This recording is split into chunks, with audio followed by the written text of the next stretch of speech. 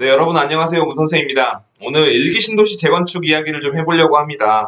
일기 신도시가 지금 지난 정부의 발표에서 2년 후에 마스터 플랜을 발표하겠다라고 해서 발표할 것을 발표하면서 얘기가 끝났고, 그걸로 인해서 비판하는 쪽들은 목동이나 노원, 상계 이쪽도 안 됐는데 분당이나 일산이 과연 가능하겠느냐라는 측이 있고, 또 다른 측에서는 일산 분당이 일기 신도시를 재건축을 안 하면 더 큰 쓰나미가 몰려오기 때문에 해야 된다라고 할 수밖에 없다라고 이야기하는 그런 주장들이 있는 것 같습니다. 오늘 여기에 대해서 제 개인적인 생각을 좀 이야기해 보려고 합니다. 영상 시청하시기 전에 좋아요와 구독하기 부탁드리겠습니다. 네, 첫 번째로 방금 말씀드린 것처럼 지난 발표에서 이렇게 말했죠. 연구 용역을 이제 거쳐서 도시 재창조 수준의 일기 신도시 재정 및 마스터 플랜을 수립한다라고 했습니다. 원희룡 장관이 경제 유튜브인 그 3프로TV에 나와서도 이거에 관해서 마스터 플랜이 중요하니까 빨리 연구 용역을 줘서 하겠다라고 발표를 했는데요. 사실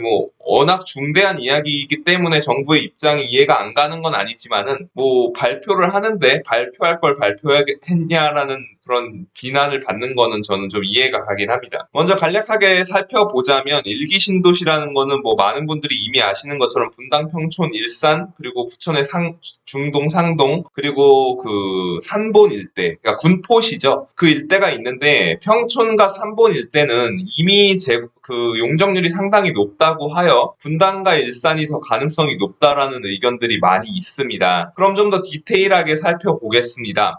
분당은 97,000세대가 위치해 있고 용적률 평균적으로 184%, 일산은 69,000세대에다가 169%에 불과하죠. 나머지 3개는 200% 초반대이기 때문에 재건축을 하려면 정부의 특별법이 필요하다. 그래서 용적률을 500%까지 해줘야 가능하다라고 하는데, 사실 이 사이즈의 도시의 용적률 500%를 하는 거는 정말 쉽지 않은 일입니다.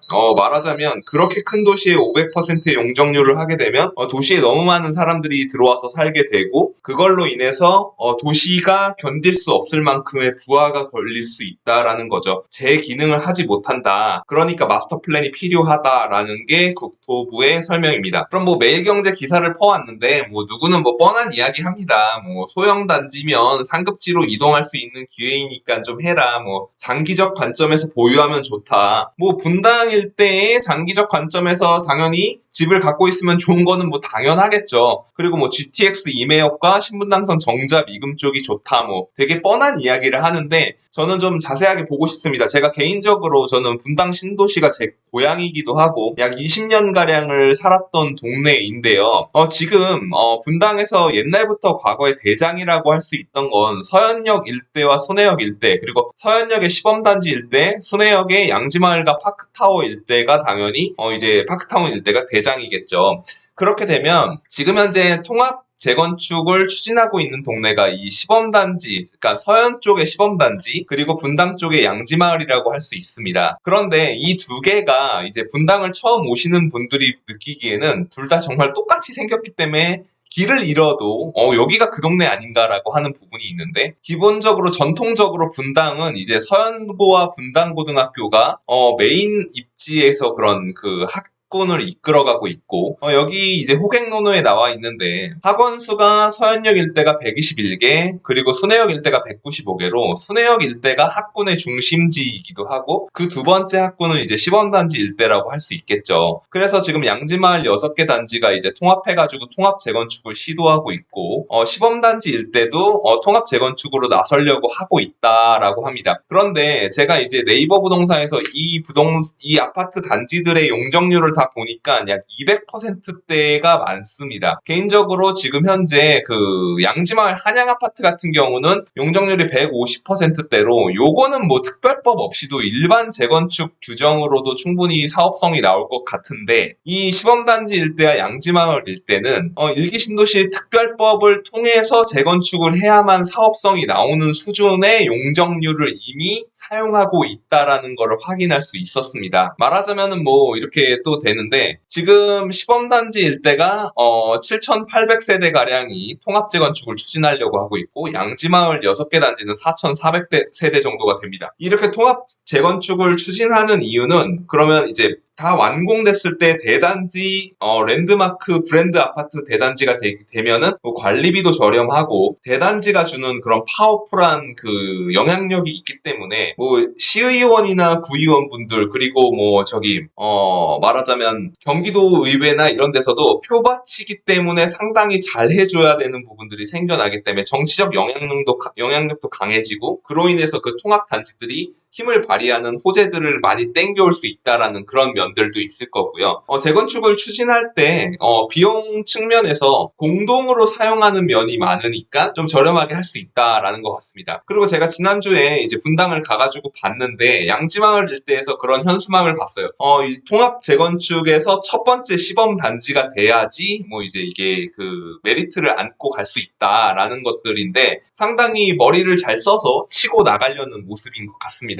물론 이제 서현 시범단지 쪽도 그런 움직임을 당연히 보이고 있겠죠. 그런 이제 선의의 경쟁이 되고 있는 거라고 생각할 수 있어요. 좀 보게 되면 시범단지가 용적률이 약 190%대인 걸로 보이고 양지마을이 210%대인데 뭐 사실 좀 비슷하다고 생각하고 서울의 이종주거 지역 같은 경우가 250%까지 많이 재건축을 해서 올리는데 통상 235% 정도까지 하고 3종 주거 지역에서는 약 270% 정도까지 하는 걸로 보면 지금 기존의 법률로는 이 용적률은 이미 꽉 찬 용적률이라고 볼 수 있고 더 사업성을 가져오려면 특별법이 필요하다. 그리고 많은 분들이 용적률만 주목을 하시는데요. 사실 대지 지분이 저는 더 중요하다고 생각합니다. 통상 그냥 굉장히 단순화해서 보면은 24평 아파트가 되려면 대지 지분이 8평 정도가 필요하고요. 그 30평대 아파트를 받기 위해서는 약 13평 정도가 필요하다고 합니다. 그렇게 되려면 결국에는 기본적으로 대지 지분이 많아야 되는데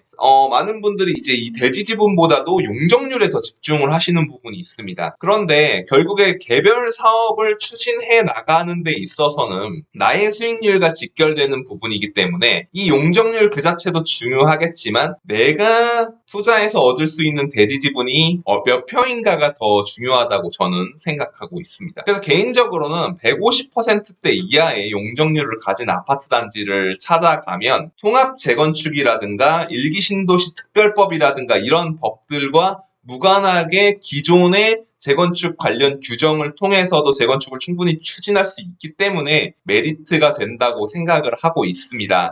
지금 일기 신도시 재건축이 이렇게 늦어지게 되면 결국에 많은 단지들이 리모델링으로 이 노선을 바꿀 것이다, 전환할 것이다 이런 의견들도 굉장히 많이 나오고 있는데요. 리모델링은 15년만 경과가 되면 가능하고 분당 일대의 아파트 품질 수준이면 안전진단에서 B등급 이상을 맞을 게 확실하기 때문에 그런 곳들에서 수직 증축을 3층 정도 올리고 별동 증축으로 올리게 되면 충분히 사업성이 나오고 분당 내에서 지금 신축 아파트가 극히 부족하고 아마 정자동, 불정동 일대의 그 포스코 더샵과 순회역 일대에 지금 프로지오 외에는 신축이 거의 전무한 상황이기 때문에 리모델링을 통해서 신축 아파트로 거듭나서 빠른 사업 속도로 수익률을 내고 그 이후에 재건축 아파트 단지에 투자하는 것도 좋은 흐름이 될 수 있다라는 거죠. 실제 사례로 말씀을 드리면 동부이촌동 일대에서 한강맨션은 정말 좋은 부촌 단지이고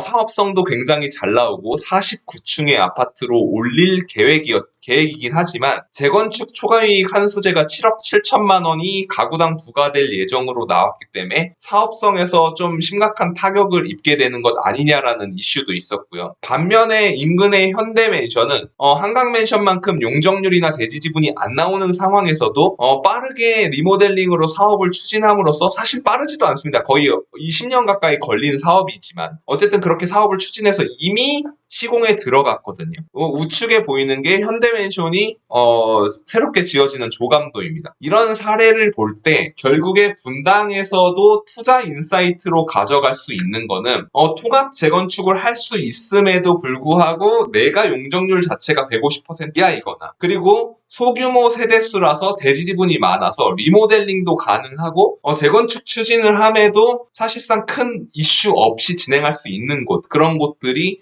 재건축 재건축이든 통합 재건축이든 일기 신도시 모델이든 리모델링 사업이든 모두 사업성을 갖고 갈 수 있는 멀티플레이어가 되는 단지일 수 있기 때문에 그런 멀티플레이어 단지를 노려보는 것 어떨까라는 생각을 했습니다. 제가 이제 개인적으로 분당에 정말 애향심도 많이 갖고 있고 제가 자라온 고향이기 때문에 관심 있게 지켜보고 있는데요. 제 생각에는 멀티플레이어 단지가 투자 메리트가 있다. 이렇게 결론을 내리고 싶습니다. 오늘 영상 시청해주셔서 감사하고요. 영상 도움되셨으면 좋아요와 구독하기 부탁드리고 오늘도 수고하셨습니다.